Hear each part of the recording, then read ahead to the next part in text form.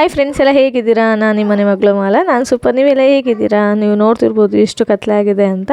ನಾನು daily 5:30 5 o'clock ಎದ್ಬಿಡ್ತೀನಿ. ಏಕೆಂದರೆ ನಮ್ಮ ಮನೆಯವರಿಗೆ 6:30 ಮಾರ್ನಿಂಗ್ ಶಿಫ್ಟ್ ಇರುತ್ತೆ.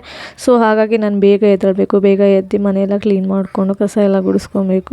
ಸೊ ಅದಕ್ಕೋಸ್ಕರ ನಾನು ಬೇಗ ಎದ್ದೇಳ್ತೀನಿ. ನೀವು ನೋಡ್ತಿರ್ಬೋದು ನಾನೇ ನಮ್ಮ ಮನೆ ಮುಂದೆ ಹಾಕ್ಕೊಂಡಿದ್ದೀನಿ ತುಳಸಿ ಮತ್ತು ದೊಡ್ಡ ಪತ್ರೆ ಮತ್ತು ಲವಂಗ ಹಾಕ್ಕೊಂಡಿದ್ದೆ, ಅದು ಬಂದಿದೆ.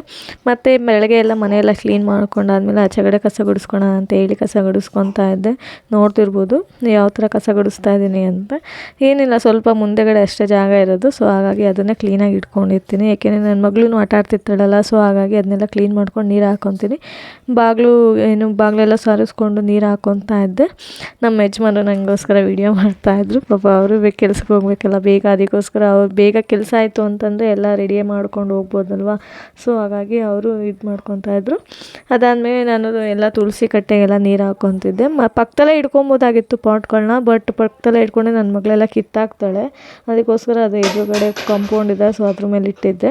ಬೆಳಗ್ಗೆ ನನ್ನ ಜೊತೆನೇ ಎದ್ದೇಳ್ತಾಳೆ ನನ್ನ ಮಗಳು. ಅವಳು 6 ಗಂಟೆಗೆ ಎದ್ದಿದ್ಲು ಅವ್ರ ಅಪ್ಪನ ಜೊತೆ. ಇವತ್ತು ಅವ್ರ ಅಪ್ಪನ ಜೊತೆ ಎದ್ದಿದ ತಕ್ಷಣವೇ ಅಪ್ಪ ನಂಗೆ ಮೊಬೈಲ್ ಅಂದ್ಬಿಟ್ಟು ಹಠ ಮಾಡ್ತಾಯಿದ್ಲು. ಅಷ್ಟರಲ್ಲಿ ನಮ್ಮ ಯಜಮಾನ್ರಿಗೆ ಕಾಫಿ ಮಾಡಿಕೊಟ್ಟು ಬಾಗಿಲಿಗೆ ಅರ್ಶಿನ ಕುಂಕುಮ ಎಲ್ಲ ಇಡೋಣ ಅಂತ ಬಂದೆ. ಆಮೇಲೆ ಅರ್ಶಿನ ಕುಂಕುಮ ಇಟ್ಟು ಹೂವೆಲ್ಲ ಇಡ್ತಾಯಿದ್ದೀನಿ. ಮಾಮೂಲಿ ಡೈಲಿ ಬಾಗಿಲು ಪೂಜೆ ಮಾಡಲೇಬೇಕಲ್ವ. ಸೊ ಹಾಗಾಗಿ ನಾನು ಬಾಗಿಲು ಪೂಜೆ ಮಾಡ್ಕೊತಾ ಇದ್ದೆ. ನೀವು ಇದೇ ಥರ ಮಾಡ್ತೀರಿ ಅಲ್ವಾ ಡೈಲಿ? ಡೈಲಿ ರೊಟೇಷನ್ ನಂದು ಇದೇ ಥರನೇ ಇರುತ್ತೆ. ಬೆಳಗ್ಗೆ ಬಾಗಿಲು ಸಾರಿಸ್ಕೊಳೋದು, ಹೂವು ಇಡೋದು, ಬಾಗಿಲಿಗೆಲ್ಲ ಅದೇ ಥರನೇ ಇರುತ್ತೆ. ಅದಾಗಿದ ತಕ್ಷಣ ನನ್ನ ಮಗಳು ಹಾಲು ಅಂತ ಕೇಳಿದ್ಲು. ಸೊ ಅವಳಿಗೋಸ್ಕರ ಹಾಲನ್ನ ರೆಡಿ ಮಾಡ್ತಾ ಇದ್ದೆ.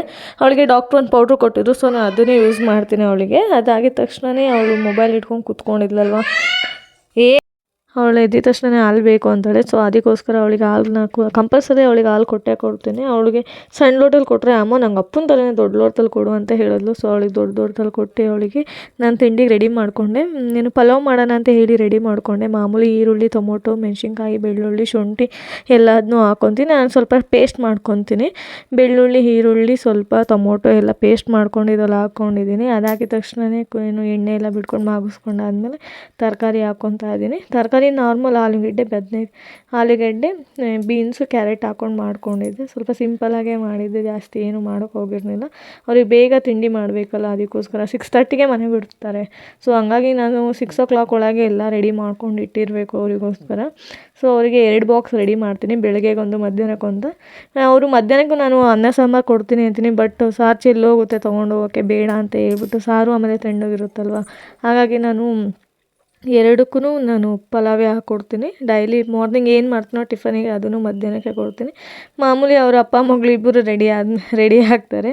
ಅವರು ಹೊರಡ್ಬೇಕಾದ್ರೆ ಅವಳಿಗೆ ಮುತ್ತು ಕೊಟ್ಟು, ಅವಳಿಗೆ ಪೆನ್ ಕೊಟ್ಟು ವಿಶ್ ಮಾಡಿ ಅಪ್ಪ ಹುಷಾರು ಜೋಪಾನ ಅಂತ ಹೇಳಿಬಿಟ್ಟೆ ಅವಳು ಹೊರಡೋದು ಕಳಿಸೋದು. ಅದಾಗಿದ ತಕ್ಷಣವೇ ಅವಳು ಬೈಕ್ ರೈಡ್ ಹೋಗಲೇಬೇಕು. ಹೋಗ್ಲಿಲ್ಲ ಅಂದರೆ ಅವಳು ಹತ್ಬಿಡ್ತಾಳೆ. ಸೊ ಡೈಲಿ ಅವರು ಒಂದು ರೌಂಡ್, ಅವಳು ಎದ್ದಿದ್ರೆ ಅವಳನ್ನ ಒಂದು ರೌಂಡ್ ಕರ್ಕೊಂಡು ಅವಳ ಮನೆಗೆ ಬಿಟ್ಟೇ ಹೋಗಬೇಕು. ಇಲ್ಲಾಂದರೆ ಅವಳು ತುಂಬ ಕೋಪ ಮಾಡ್ಕೊತಾಳೆ. ಇಷ್ಟು ನಮ್ಮ ಇವತ್ತಿನ ಡೈಲಿ ಲೋಗೋ ಆಗಿರುತ್ತೆ. Thank you.